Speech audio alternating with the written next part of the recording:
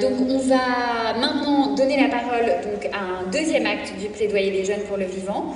Alors je vous demande à tous ces jeunes, et beaucoup de jeunes femmes encore, qui vont prendre la parole, de vraiment tenir les 3 minutes qu'on vous a demandé. Charlotte Caillé, qui fait partie de notre équipe, va mener ce plaidoyer et il remplace l'intervention d'Hugo Clément qui malheureusement a dû se rendre à l'étranger avec un vol long courrier pour ce reportage sur le front, mais c'est pour la bonne cause. Et il nous a gentiment adressé un message qu'on va diffuser à présent. Et tout de suite après, on va donc donner la parole aux jeunes. Salut à toute l'équipe de Thanks for Nothing. Voilà, je vous laisse apprécier mon magnifique accent anglais, vous voyez à quoi vous avez échappé. Et salut à tous les participants et toutes les participantes. Je suis vraiment navré, vraiment désolé de ne pas pouvoir être avec vous ce soir. Je sais que c'était prévu, mais j'ai dû partir un peu en urgence en tournage pour mon émission Sur le front. Et donc je ne suis pas en France, je suis en tournage à l'étranger. Enfin, pas au moment où je vous fais cette vidéo parce que c'est juste avant de partir, mais bref, vous avez compris l'idée. Je voulais juste vous faire un petit coucou et puis remercier toute l'équipe d'organiser cet événement pour mettre en lumière les artistes engagés, les activistes. C'est super important de parler de ces sujets-là partout et tout le temps. Et j'espère pouvoir être avec vous à une prochaine occasion, peut-être l'année prochaine. Amusez-vous bien, ça va être passionnant et à très vite.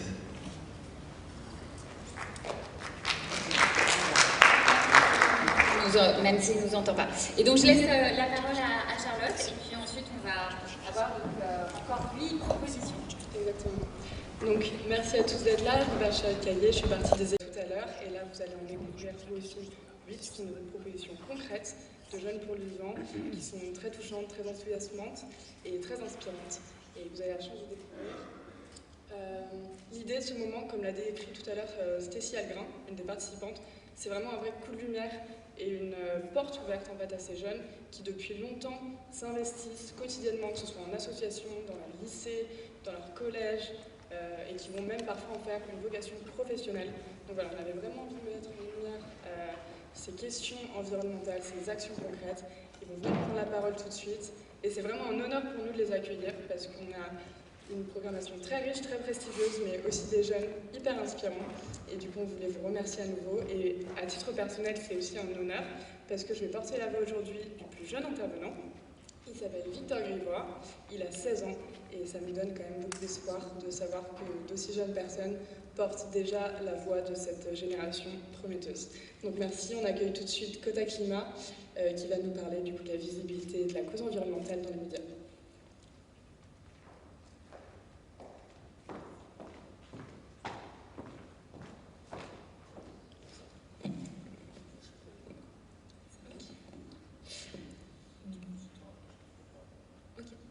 Bonjour à tous, donc on est Eva Morel et Alice Vernière. On est toutes les deux collègues, on travaille à l'Assemblée nationale en tant que collaboratrice parlementaire pour des députés qui travaillent au sein de la commission développement durable de l'Assemblée. Avec Eva, il y a un an, en fait, on est très, mobilisés sur les enjeux environnementaux, de par notre travail, mais aussi personnellement. Et on a été très marqués pendant la période de la campagne présidentielle entre le lien entre les médias, la médiatisation des sujets environnementaux et l'action politique. Vous avez sans doute vu passer les chiffres du baromètre de l'affaire du siècle qui montrait durant toute la campagne présidentielle la place des enjeux environnementaux dans nos médias. Sans surprise, cette place était très faible, c'était globalement entre 1 et 5% du temps médiatique qui était réservé aux enjeux environnementaux. Malheureusement, durant cette même période, en fait, le GIEC publiait ses différents volets de son 6e rapport. Et donc pour nous, c'était très important en fait, d'interpeller sur ce sujet le fait qu'en fait, les médias avaient un rôle fondamental à jouer dans cette transition en parlant davantage et mieux de ces sujets. Et on voyait très bien en fait la corrélation entre l'action ou l'inaction politique et le fait qu'on médiatise plus ou moins ces sujets.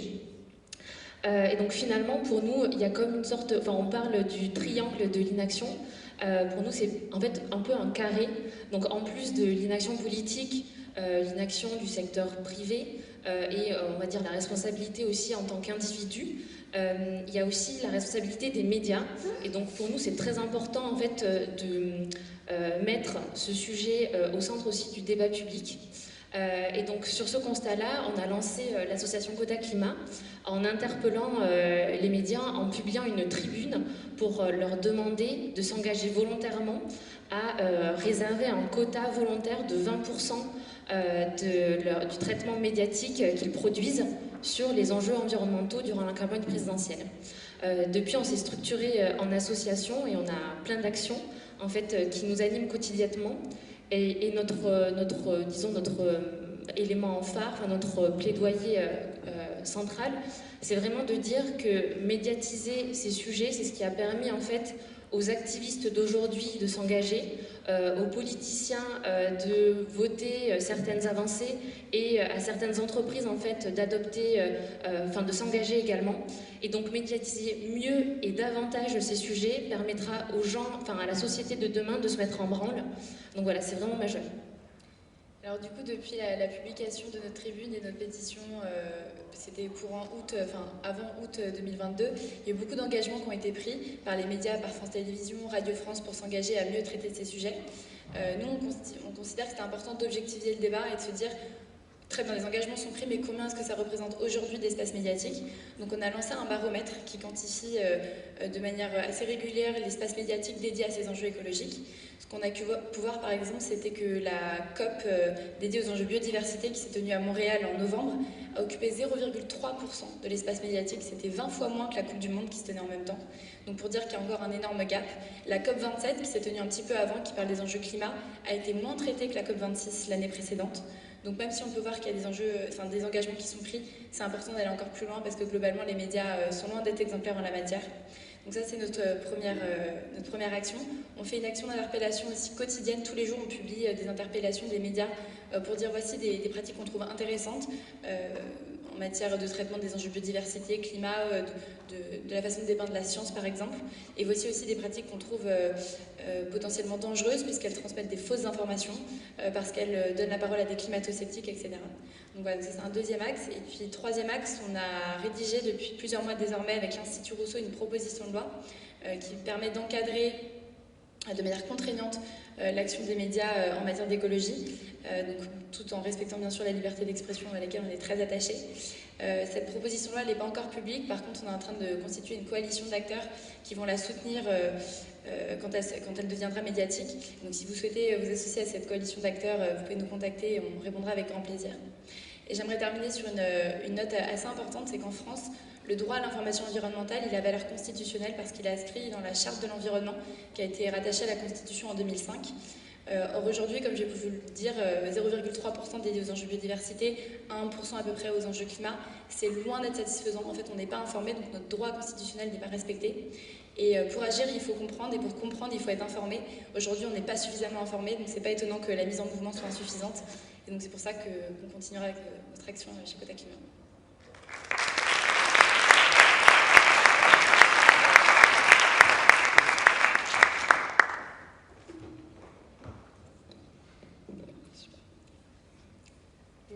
Merci à toutes les deux. Et comme je l'ai dit, aujourd'hui, je vais porter la voix du plus jeune intervenant et essayer de porter aussi le charisme du personnage. Donc, malheureusement, il n'est pas ici, mais il voulait nous parler d'un sujet qui est devenu crucial à ses yeux, c'est la planète et l'humanité.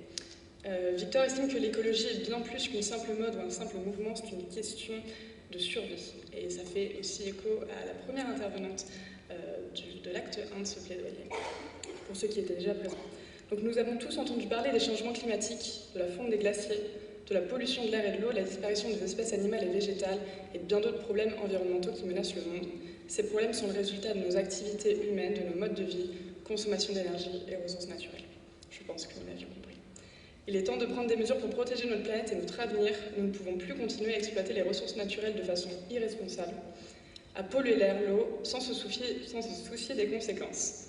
Donc cela implique de nombreuses actions concrètes. Et ici, nous allons parler du recyclage de l'eau usée. Le recyclage de l'eau usée est une solution innovante et écologique qui permet de réduire la consommation d'eau potable dans les habitations. Cette technique consiste à récupérer l'eau usée après son utilisation pour la filtrer, la traiter et la réutiliser pour d'autres usages domestiques tels que l'arrosage des plantes, le lavage de voitures ou encore le nettoyage des sols. Le recyclage de l'eau usée présente de nombreux avantages écologiques et économiques. Tout d'abord, il permet de réduire la quantité d'eau potable utilisée pour des tâches qui ne nécessitent pas de qualité d'eau élevée.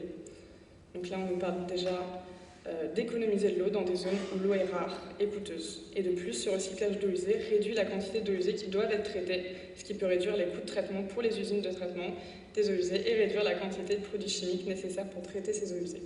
Beaucoup d'eau usée. Donc le recyclage de l'eau usée peut également réduire la quantité d'eau de pluie nécessaire pour l'irrigation, ce qui peut aider à préserver les réserves d'eau locales et à réduire les impacts environnementaux associés à l'irrigation. Donc vous l'avez compris, c'est un impact concret et une proposition concrète à un endroit, mais qui irrigue beaucoup d'autres problèmes. Bien entendu, cette solution ne convient pas à tous les foyers et nécessite une installation spécifique qui peut être très coûteuse, mais cependant, l'augmentation des problèmes de pénurie d'eau et de pollution, il est important d'envisager des solutions innovantes et durables pour gérer cette ressource vitale. Il terminera en disant que le recyclage de l'eau usée est une solution prometteuse pour réduire notre impact sur l'environnement et préserver nos ressources en eau. C'est une technique qui doit être encouragée et soutenue par les gouvernements et les entreprises afin de promouvoir des modes de vie plus durables et respectueux de la planète. Il suggère donc que chaque nouvelle construction soit dotée d'un système de recyclage d'eau usée domestique. Merci à lui pour cette proposition.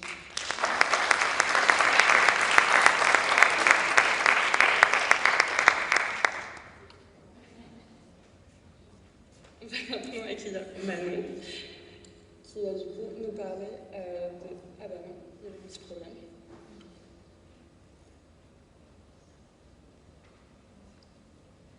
Je vais censée être...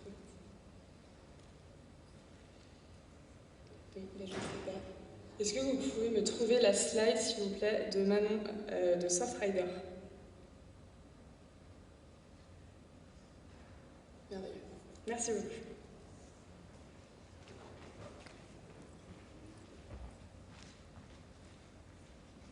C'est bon, on m'entend? Oui. Alors, bonjour à tous. Donc moi c'est Manon, j'ai 22 ans et aujourd'hui je suis ravie d'être ici pour vous présenter mon engagement pour la protection de l'océan aux côtés de l'ONG Surfrider et de son programme des initiatives océanes. Donc déjà quelques chiffres pour bien vous mettre dans le sujet. Chaque année c'est 10 à 12 tonnes de déchets plastiques qui sont déversés dans les océans. Ça équivaut à 206 kg de déchets plastiques par seconde. C'est énorme et c'est beaucoup trop, vous pouvez vous imaginer. Donc c'est pourquoi il y a 30 ans maintenant, l'ONG Surfrider a créé le programme des initiatives océanes. Donc les initiatives océanes, qu'est-ce que c'est? C'est un programme de collecte de déchets qui sont organisés toute l'année sur les plages, mais aussi à l'intérieur des terres, donc le long des cours d'eau, puisque c'est de là dont provient 80% des déchets qu'on retrouve en mer. Voilà. Alors est-ce qu'à main levée, vous pouvez juste me dire si vous avez déjà participé à des collectes de déchets? Waouh, trop bien. Ok, super cool. Alors, peut-être que vous allez pouvoir témoigner avec moi. Mais un sujet qu'on nous aborde assez souvent, qu'on nous dit assez souvent, c'est bien ce que vous faites, mais il n'y a aucun impact sur le long terme, parce que, bon, vous ramassez, c'est cool, mais ceux qui jettent, bah, ils vont continuer de jeter. Alors nous, on est ravis de pouvoir dire à ces gens que non, ce qu'on fait, ça a un vrai impact sur le long terme, parce que les initiatives océanes, c'est pas juste une collecte de déchets, c'est aussi une collecte de données. C'est de la science participative où chacun va vraiment apporter sa pierre à l'édifice. À la fin de chaque collecte, on va tout trier, puis compter tous les déchets qu'on retrouve, et ça va alimenter une base de données qui va ensuite être utilisée par nos lobbyistes, par nos équipes chargées de plaidoyer, donc c'est un peu la même chose mais c'est un petit peu différent quand même, donc nos équipes chargées de plaidoyer dans les grandes institutions pour faire changer les lois, donc par exemple le Parlement européen typiquement. Voilà, donc c'est vraiment quelque chose qui a un impact durable. Par exemple, si aujourd'hui vous n'avez plus de coton-tige en plastique ou de paille qui finiront dans le nez d'une tortue, eh ben, c'est grâce aux initiatives océanes en partie, c'est une de nos plus grandes fiertés. Donc voilà, c'est vraiment un effort collectif en fait que chaque citoyen a fait, parce que tout le monde peut participer aux initiatives océanes, tout le monde peut aussi en organiser une. Surfrider vous enverra un kit avec tout ce qu'il faut à l'intérieur pour sensibiliser et pour organiser votre collecte. Donc voilà, c'est vraiment quelque chose, un projet que je voulais porter aujourd'hui parce que je pense qu'on l'a bien vu aujourd'hui et ça a bien été dit par tous les participants. Notre génération, on est vraiment conscient qu'il y a de plus en plus de choses à faire et que notre environnement, on est tout simplement en train de le détruire à petit feu. Sauf que détruire notre environnement à petit feu, c'est aussi nous détruire nous. Ça a un impact sur notre santé. Depuis que je suis à Surfrider, je me rends vraiment compte que tous les jours, j'ingère du plastique par la peau, par l'air, sans m'en rendre compte. Donc il faut pouvoir couper le robinet à la source. Et c'est ce qu'on essaye de faire à Surfrider. Donc n'hésitez pas à nous rejoindre. En tout cas, merci beaucoup pour votre écoute. Merci aussi à Thanks for Nothing pour cet événement et pour me permettre d'être ici devant vous. Je suis vraiment honorée. Donc voilà, n'hésitez pas à nous rejoindre et merci à tous de m'avoir écouté.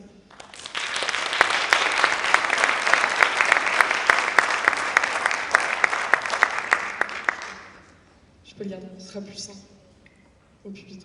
Merci beaucoup. Et du coup, sur cette nécessité aussi d'avoir des objets qui mesurent et qui peuvent transmettre des données importantes à nos décideurs politiques, on va appeler Camille Ruot qui va nous parler du coup de son expérience en tant qu'élu local. Donc, merci Camille.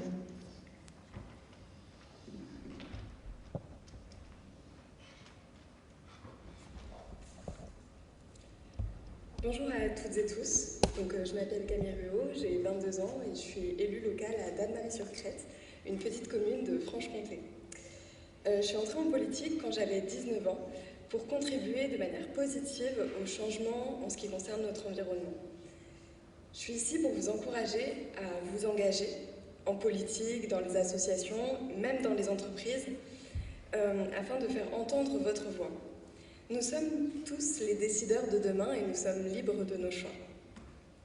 On a le pouvoir d'agir, donc ne soyez pas effrayés de prendre la parole et de dire ce que vous pensez. Nous avons le choix de protéger ou de polluer notre environnement et c'est à nous de choisir. Je suis convaincue que grâce à l'expérience, à l'écoute et au partage, on pourra inspirer une réelle prise de conscience collective dont on a besoin pour préserver notre environnement. J'appelle tous les jeunes et toutes les personnes présentes ici à s'impliquer et à encourager leur entourage à s'investir à leur côté. Avec l'équipe municipale de Dannemarie-sur-Crète, on a mis en place de nombreuses initiatives pour encourager la participation citoyenne et on utilise beaucoup de démocratie participative. Bon, la Covid, ça n'a pas aidé. On organise notamment une journée citoyenne depuis 2 ans. La première a lieu le week-end prochain. Pour sensibiliser les habitants aux gestes simples et durables. C'est le début de véritables prises de conscience écologiques. Lors de la dernière journée citoyenne, par exemple, on a mis en place un atelier de réparation d'objets et de vélos. Ça peut paraître anodin, mais grâce au partage de compétences et au savoir-faire, qui sont essentiels à la durabilité, certains gestes sont réellement après à adopter. Protéger l'environnement, c'est un enjeu vital. On a une seule planète et les ressources sont limitées. Je pense que tout au long de ce colloque, ça a été évoqué. On a donc tous le devoir aussi d'agir pour préserver cet environnement. Avec l'équipe municipale, on a à cœur de sensibiliser et de réellement impliquer les habitants sur ces enjeux environnementaux pour donc susciter ces prises de conscience nécessaires. Les habitants de la commune, ils m'inspirent vraiment parce qu'ils participent et ils sont toujours de plus en plus nombreux. Donc c'est-à-dire que ça fonctionne, que le bouche à oreille aussi ça fonctionne et qu'à l'échelle d'une petite commune de 1800 habitants, on peut donc faire des choses. Et donc les initiatives individuelles, collectives, elles comptent. Et je pense que c'est vraiment le rôle des pouvoirs publics de soutenir, d'accompagner et d'initier ce genre de projet. Donc je tiens à saluer tous les élus de la commune qui n'ont pas pu être là pour des raisons évidentes. Et je leur témoigne ma gratitude d'avoir accepté une jeune de 19 ans à leur côté. N'oubliez pas de faire entendre votre voix, de vous engager pour préserver l'environnement. Et ensemble, on a vraiment le pouvoir d'agir pour transformer les choses. Merci à Thanks for Nothing de m'avoir donné cette tribune.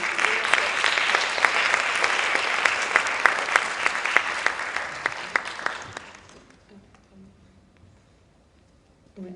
Merci Camille. Et du coup, là, on va accueillir Hélène qui va nous parler de ses ambitions concrètes, mais dans le domaine de la culture cette fois-ci, donc quelque chose qui nous parle un peu à tous, je pense. Merci beaucoup. Je vais essayer d'être très efficace parce que je sais qu'il y a beaucoup de retard. Donc bonjour à toutes et à tous. Je remercie le Louvre et l'association Thanks for Nothing de nous accueillir ici aujourd'hui et de nous inviter, étudiants et étudiantes, à prendre la parole. Un plaidoyer trouve son sens dans son action de défendre, de discourir sur un sujet qui nous tient à cœur. Je pose alors la question, comment pouvons-nous défendre sans connaître ? Je m'appelle Hélène, je suis étudiante à l'ICAR et je fais partie du collectif étudiant Réveil Culture. Réveil-Culture est né en 2020 sous l'impulsion de Samuel Valency, membre du Shift Project et aussi créateur de la troupe La Poursuite du Bleu. À travers Réveil-Culture, nous cherchons à réaliser un constat sur les connaissances des différents acteurs et actrices du secteur culturel et aussi des étudiants. Donc on est sur un plan professionnel et aussi étudiant. Et justement, ces connaissances dont il est question tiennent dans le fait de reconnaître un problème déjà existant. Cette année a marqué la réalisation d'une deuxième étude par notre collectif Réveil-Culture, la première ayant eu lieu en 2020, et pour laquelle nous avons interrogé 300 acteurs et actrices du secteur culturel. Cette étude nous a fait prendre conscience qu'encore moins d'étudiants que de professionnels aujourd'hui étaient formés aux enjeux écologiques. Ici, on parle de 21,4% contre 16,1%.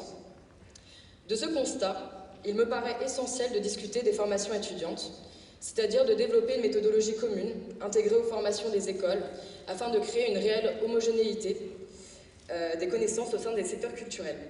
A priori, nous n'avons plus le temps de convaincre nos collègues, l'heure est à la réalisation. Développer les formations permettrait aux futurs professionnels de réaliser l'importance et l'urgence d'agir, de créer un dialogue bénéfique, car compris par l'ensemble d'une future hiérarchie. Il s'agit de donner des outils à ces futurs professionnels pour leur permettre la mise en place plus tard, dans leur structure, d'actions concrètes et utiles, en évitant aussi un greenwashing qui, dans certains cas et dans beaucoup de cas, sont une méconnaissance des enjeux et donc de leurs priorités. Nous sommes conscients que toutes les structures culturelles n'ont pas forcément les moyens ni la taille de promouvoir un poste RSO à leur sein. C'est pourquoi le déploiement des formations serait une solution concrète pour permettre aux professionnels de chaque branche d'une institution d'agir de manière indépendante et surtout éclairée face à ces leviers d'action. Allant dans ce sens, j'ajouterais que l'épanouissement d'une connaissance tient dans l'application de celles et ceux qui la dispensent, mais aussi de celles et ceux qui la reçoivent. Encourager la création d'un réseau associatif autour des enjeux écologiques au sein d'écoles serait une manière non seulement de sensibiliser une population étudiante beaucoup plus vaste, mais aussi de créer une passerelle de discussion entre les différentes écoles, secteurs et métiers culturels. C'est ce partage d'idées qui permettra une réelle effusion des questions écologiques, tout en permettant aux étudiants de se constituer un réseau professionnel responsable, bénéfique tant à leurs ambitions qu'à une ambition commune. Je finirai par dire que tout cela peut paraître très simple, tant les questions de formation sont déjà au centre du débat, mais ne perdons pas de vue que l'action de former vient dans le fait de cultiver, et que le fait de cultiver est au centre de nos métiers respectifs. Je remercie Lucie de Cronenbourg qui a vraiment managé cette étude Réveil-Culture en 2023 et je vous remercie vous surtout de votre écoute et de votre attention et vous invite à découvrir notre étude sur notre site internet et sur nos réseaux sociaux Réveil-Culture.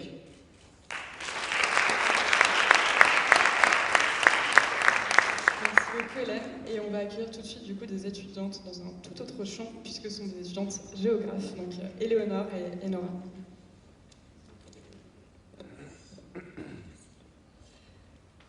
Bonjour à toutes et à tous, je m'appelle Enora, j'ai 21 ans, je suis en Master 1 de cartographie à l'Université Paris-Cité et je suis vice-présidente en charge de la formation à la FNEG.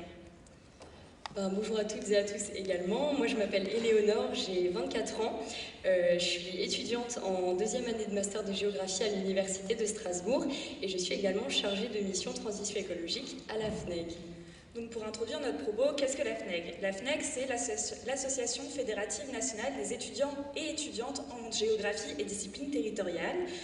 L'objectif de la structure, c'est de représenter et défendre les droits de ces étudiants au quotidien.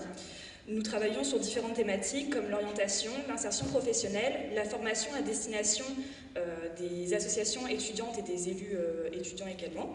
Également la lutte contre les discriminations, mais aussi l'environnement et l'écologie.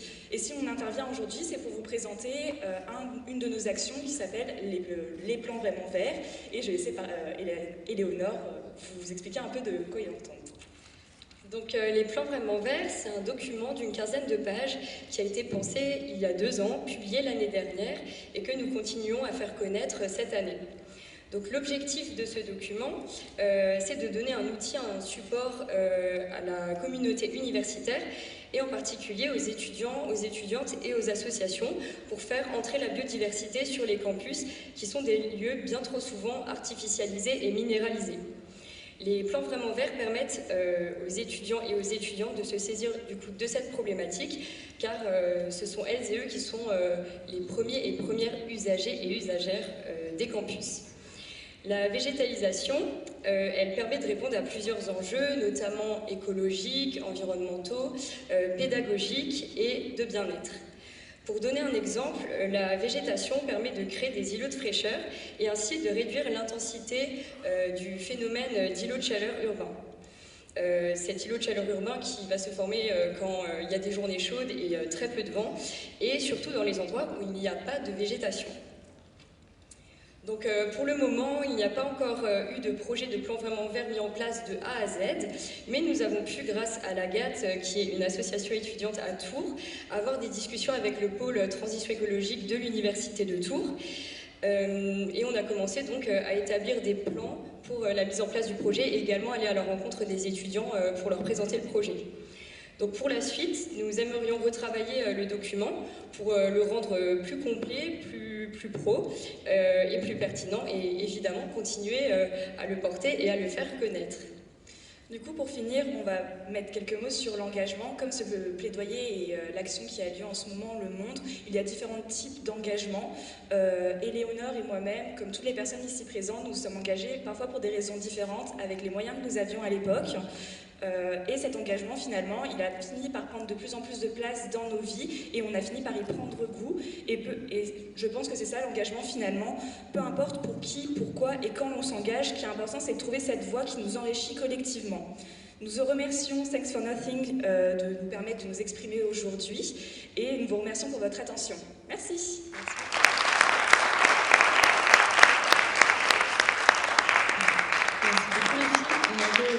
Le dernier duo, donc Pauline Lay et Rémi Anti, qui travaillent chez Make Sense et plus particulièrement pour l'action Réaction. Bonjour à toutes et tous, je suis Pauline, j'ai 30 ans et je suis accompagnée de Rémi, lui un petit peu plus âgé mais il n'est pas moins motivé que tous les jeunes de ce plaidoyer. Nous sommes tous les deux bénévoles chez Make Sense, une organisation qui œuvre pour construire une société inclusive et durable, notamment à travers 3 briques d'accompagnement, les citoyens, les entrepreneurs et les organisations. Nous, on est bénévoles particulièrement sur la brique de mobilisation citoyenne et on n'est pas que tous les deux, on est vraiment plein sur tout le territoire en France. Donc, bonjour à tous. Pauline et moi, on vient vous parler d'une initiative qui mise sur le pouvoir du collectif pour redonner le moyen d'agir au plus grand nombre. Il s'agit du programme d'engagement citoyen Réaction, qui a été créé par Make Sense en 2020 pendant le confinement et donc en visio. Aujourd'hui, il a permis à 20 000 personnes de passer à l'action partout en France, en lien avec nos associations partenaires sur le terrain, telles que la LPO, la Cloche ou encore la Ruche qui dit oui.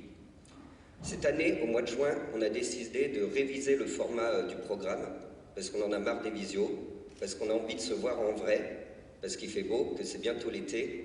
On a décidé de lâcher nos écrans et de se retrouver en présentiel et en grand format autour du programme Réaction dehors. Donc le principe, c'est de réunir celles et ceux qui ont envie de faire bouger les choses près de chez eux, leur permettre de se rencontrer, de partager de bons moments, de mieux comprendre les problématiques actuelles et surtout de passer à l'action ensemble. Et sans le savoir, il y a sûrement des personnes autour de vous, autour de nous, qui sont passionnés de biodiversité, des bénévoles qui sont déjà super engagés, des philosophes du dimanche ou des doux rêveurs, ou même des cracks de la création ou des artistes en tout genre, et qui ne savent pas trop comment faire, par où commencer, et pourtant c'est pas l'envie qui leur manque. Imaginez si tous on pouvait se retrouver ensemble et tout ce qu'on pourrait mettre en place. Donc concrètement, Réaction dehors, ce sont 4 semaines de programmes et d'actions pour agir collectivement et faire de belles rencontres. 4 thématiques qui seront traitées: notre assiette, notre planète, nos aînés et notre société, avec du contenu riche et sourcé pour comprendre tous les enjeux de notre époque, et également des rencontres en présentiel, donc pour échanger et agir collectivement, tout en s'amusant, avec des actions telles que des clean walks, des pique-niques ou bien des collectes de produits de première nécessité. Donc aujourd'hui, on est toujours à la recherche de bénévoles pour animer des promotions un peu partout en France. Donc si certains ou certaines d'entre vous sont intéressés ou connaissent des personnes susceptibles de l'être, n'hésitez pas à faire passer le message et de vous renseigner sur l'asso Make Sense. Et pour ceux qui souhaiteraient suivre le programme en tant que participants, les Les inscriptions débuteront le 8 mai. Donc ça se passe tout au long du mois de juin, donc n'hésitez pas ou même à venir nous voir après. Vous l'aurez compris, du coup, nous, notre engagement pour le vivant passe par des actions qui rassemblent et favorisent les connexions entre chacun des enjeux de notre époque, parce qu'ils sont pour nous tous essentiels et liés, car oui, il n'y a pas de justice climatique sans justice sociale. Et je vais conclure en faisant référence au concept d'écologie pirate porté par Fatima Ouassak dans son dernier ouvrage, que je vous recommande chaudement de lire si ce n'est pas déjà fait, car il résonne fortement avec nos actions. L'écologie pirate est un projet de résistance qui a comme objectif la libération de la Terre et comme horizon l'égale dignité humaine et la liberté de circuler. Nous sommes nombreux à étouffer dans ce monde, assignés à résidence par 1000 murs infranchissables. C'est de là que vient notre soif de liberté. Mais nous ne pourrons nous libérer qu'ensemble, à l'issue d'une aventure collective. Le roi des pirates est une reine et ce sera nous. Merci pour votre écoute et merci à Thanks for Nothing. Merci beaucoup d'avoir insisté sur l'importance du collectif. Je crois que c'est quelque chose qu'on a essayé de faire comprendre aujourd'hui et on espère que c'est bien passé. On va du coup clôturer ce cycle de plaidoyer avec la dernière intervention de Maxime qui va nous présenter un collectif à mi-chemin entre engagement et art. Donc, bonsoir tout le monde. 28 août 2018, moi je suis dans la voiture avec mes parents et je descends à Toulouse. C'est la rentrée bientôt, je vais emménager dans mon nouvel appartement. 28 août 2018 et en direct à la radio, Nicolas Hulot démissionne, sans même avoir prévenu le Premier ministre et le Président de la République. Alors pour le jeune étudiant en sciences politiques que j'étais, c'est le choc. Et c'est le choc comme beaucoup de jeunes de ma génération. Si même le ministre en charge de la transition écologique et solidaire démissionne, où est-ce qu'on va? Ça fait partie de ces moments un peu transformateurs pour moi qui marquent mon entrée dans l'activisme. À partir de ce moment-là, j'organise des marches pour le climat. Je dis des marches parce qu'il y en a eu une, puis deux, puis trois, puis quatre, puis quasiment une dizaine de manifestations. Les grèves pour le climat avec Greta Thunberg, où on arrête d'aller en cours le vendredi. Et puis ça suffit pas. Bah non, ça suffit pas les manifestations. On voit qu'on est toujours minoritaire, qu'on n'arrive pas à faire passer nos messages. Alors moi je me lance dans la désobéissance civile. Extinction, rébellion, basson plein. Je coordonne la branche française à l'international, on mène plein d'actions. Je bloque des Amazones, je bloque des Primark, je bloque même des aéroports. Je vais en garde à vue. Je suis fier, je suis content, j'ai l'impression de faire quelque chose, que ça va bouger. Et en fait, après 5 ans d'activisme, je me rends compte qu'en fait, on est encore en train de perdre. Alors je suis désolé de plomber un peu l'ambiance, je sais qu'on a envie d'être positif, qu'on va y arriver, que Cyril Dion nous dit qu'on va construire des récits, que ça va marcher. Pour l'instant, on est en train de perdre. Force est de constater que notre récit, celui de la transition écologique et sociale, il ne s'impose pas. C'est le récit néolibéral, le récit autoritaire, voire qui s'impose. C'est ce que nous montre chacune des élections, où pour l'instant, on n'est pas majoritaire dans le pays. Et ça, c'est important de faire le constat. Parce que si on pense qu'on est en train d'y arriver, et qu'on continue avec les mêmes types d'actions, eh ben on ne va pas réussir à vraiment gagner cette bataille culturelle. Alors moi je m'appelle Maxime, j'ai 26 ans aujourd'hui, et j'ai cofondé un collectif qui s'appelle Le Bruit qui court. Et nous ce qu'on essaye de faire, c'est d'aller chercher les gens notamment par les émotions. En fait ce qu'on s'est rendu compte, c'est que beaucoup d'initiatives qu'on a vues jusqu'à présent, que je soutiens par ailleurs, diffusent beaucoup de chiffres. On va passer notamment par ce qu'on appelle le cerveau gauche, qui en fait est très rationnel, donc les rapports du GIEC, les rapports d'Oxfam sur les inégalités. Mais en fait, on oublie qu'en tant qu'individu, on est avant tout mu par des émotions. Je ne fais pas la racine sémantique et latine du mot, mais en fait, les émotions, c'est ça. C'est ce qui nous met en mouvement. Alors, il faut des informations, il faut des connaissances. C'est important. On sait qu'on a la science de notre côté, mais il faut qu'on aille toucher les gens par les émotions. Et qui de mieux pour ça que des artistes? Des poètes, des chanteurs, des comédiens, des danseurs, des écrivains, des écrivaines. Et c'est ce qu'on pense, nous, au Bruit qui court, en tant qu'activistes et artistes. On organise du coup des résidences ensemble pour essayer de penser comment on peut modifier, en gros, l'activisme et renouveler les formats de mobilisation. Alors on va travailler avec des ONG pour essayer de voir comment est-ce qu'on peut repenser les formats de mobilisation en y mettant plus d'art vivant, plus d'art visuel pour aller toucher vraiment les gens par les émotions et élargir les publics touchés. Moi, mon truc à moi, c'est la danse.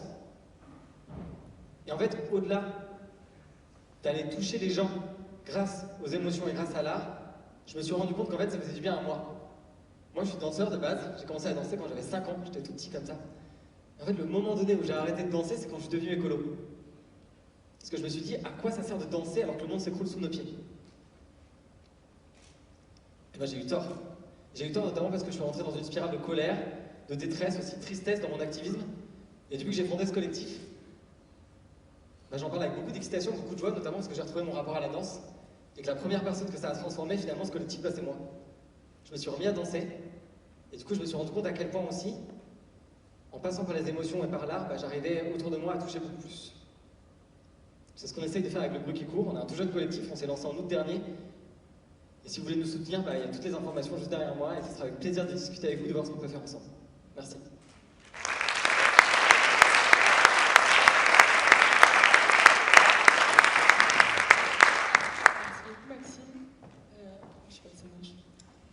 Merci Maxime et merci à tous les intervenants du plaidoyer des jeunes pour les vivants, c'était vraiment super.